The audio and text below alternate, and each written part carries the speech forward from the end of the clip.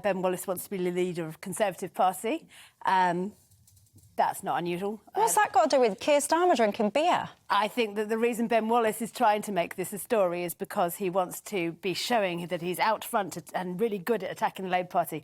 I think Ben Wallace is not very good at politics because clearly the one thing that actually, if you're Boris Johnson, you want, and you also want, Michelle, for different reasons, is we would stop talking about Partygate, not go on to think of a new thing they can talk about. Did Keir Starmer break the rules? According to the police, no. Do you think the police investigated that is the classic properly? difference. The difference is there are two big differences. One, this has been investigated and he hasn't been fined. Do you think it was investigated properly?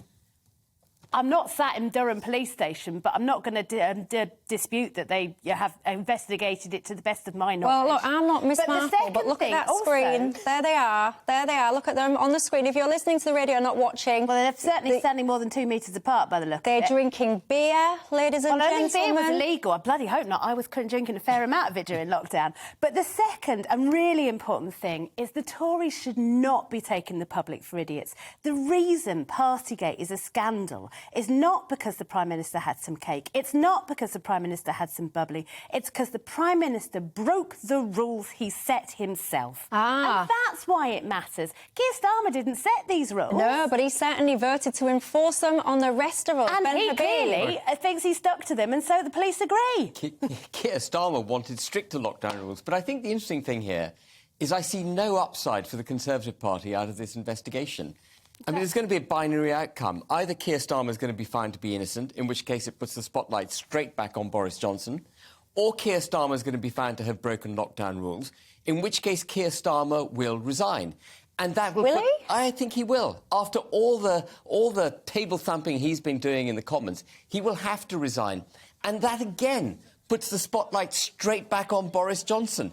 There is no upside out of Keir Starmer being hauled up in front of Magistrates' Court or being issued a fixed penalty notice as a result of breaching lockdown rules. I think Richard Holden is going to really regret bringing forward this investigation. Austin, what do you think? Well, I don't think there's any upside for anybody in this conversation. To be honest with you, this is the kind of conversation that I was opposed to, like the discussion about a police state some of us had during lockdown, that the idea that nobody was allowed to drink lager without a Scotch egg, you know, these kind of stupid rules that we've sometimes forgotten about. And now we're just kind of pillorying the leaders of various parties for not complying with those rules which none of us actually wanted to comply with at all ourselves. So I just think we're going to be sucked down a rabbit hole, which I don't really want to go down. I'm not sure this is fully cutting through the public, because I actually think by keeping on with this story, it just shows how kind of petty-minded, you know, cake or beer, which would you prefer? And actually people remember the fact that under the Coronavirus Act, they were, you know, they were locked down. They are now out of lockdown. They're suffering energy bills, cost of living crises and all the rest of it.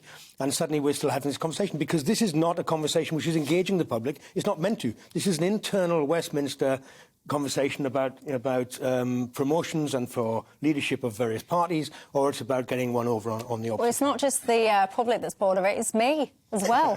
I found it completely boring, but I'll tell you what I don't like. I do not like hypocrites. I don't like double standards. I don't like people's personal suffering being leveraged for political gain. So, as I've always consistently said, I couldn't care less, quite frankly, if Boris Johnson had a slice of cake, 2 slices of cake, 1 beer or 10. A lot of people broke the socialising rules during this period, as we've just been alluding to, but I do not like double standards. Welcome to the GB News YouTube channel. You can watch us live 24 hours a day, catch up on your favourite shows and join in the conversation in the comments below. Don't forget to subscribe and you'll never miss any of our exclusive content.